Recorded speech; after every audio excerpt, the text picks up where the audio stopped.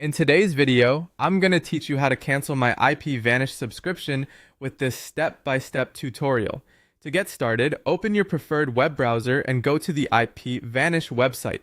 Once the homepage loads, look for the My Account option, which is usually located near the top of the page.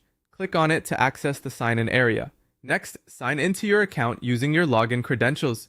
Make sure you enter the email address and password associated with your IPVanish subscription.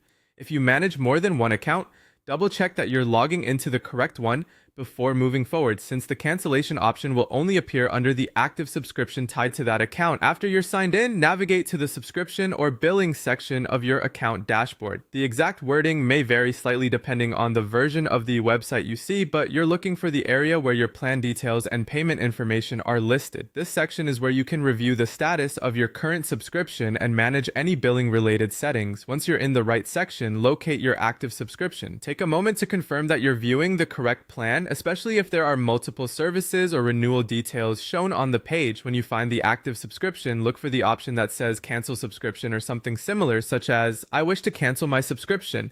Click that cancellation option to begin the process. In some cases, IPVanish may ask you to select a reason for canceling. If prompted, choose the reason that best matches your situation. This step is usually just part of their feedback process, so you can simply make a selection and continue. After that, you'll likely see a confirmation screen asking if you're sure you want to cancel. To finalize the cancellation, click Continue or I still want to cancel, depending on which button appears.